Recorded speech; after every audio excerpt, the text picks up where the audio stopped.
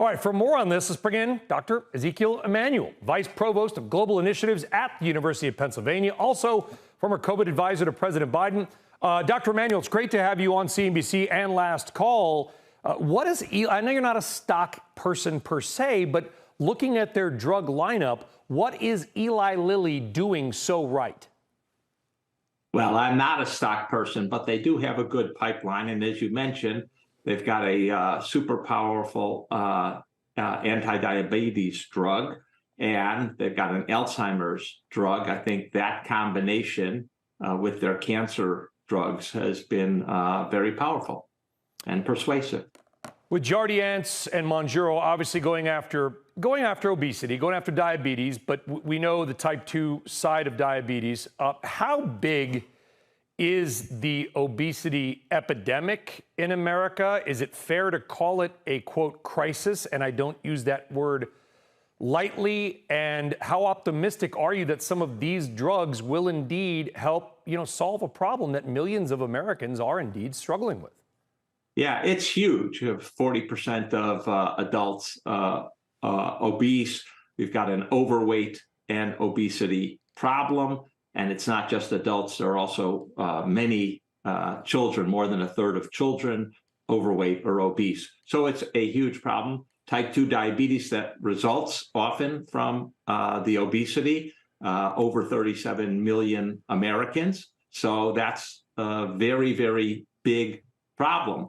I will say, it's great to have a drug that's super effective, that they have done research on, and it does seem, the Mounjaro decreases weight on average about 25 pounds at the higher doses. Pretty amazing. And the latest news is that some of these diabetes weight loss drugs may even, in fact, reduce cardiovascular deaths from heart attacks or strokes. But the real problem is, why are so many Americans getting obese? And it's not the genetics.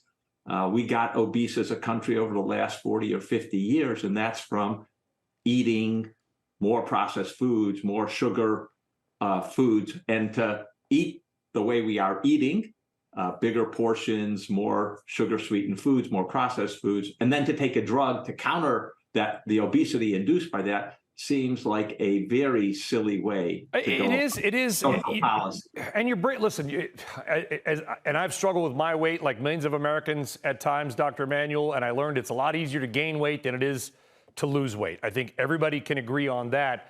You look at smoking. Okay, we had a war on smoking, obviously. We know all the hazards around smoking, and we went sort of full bore on quit this, don't do that.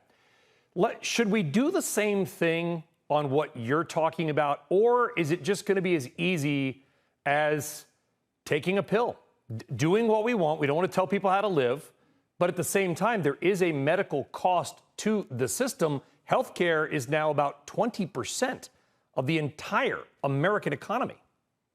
Yeah, it's not a cost just to the system. Remember, there's someone who pays for all those healthcare costs and these miracle drugs. It's you.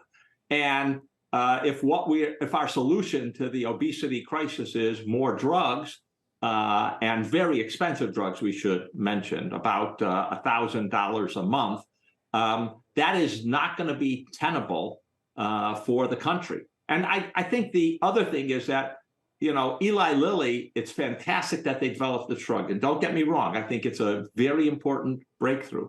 But they should be contributing a lot of their profits to preventing obesity, not just to saying, there's a billion people out in the world and we can treat a billion people and become even more financially successful. That is the wrong way to go about addressing this conundrum. And I like your point about smoking, because we thought in the 60s, when the Surgeon General first came out against smoking, that it's going to be hard to take on big tobacco. But we ended up taking on big tobacco. It took decades, but we raised taxes on cigarettes, and we know that has a big effect.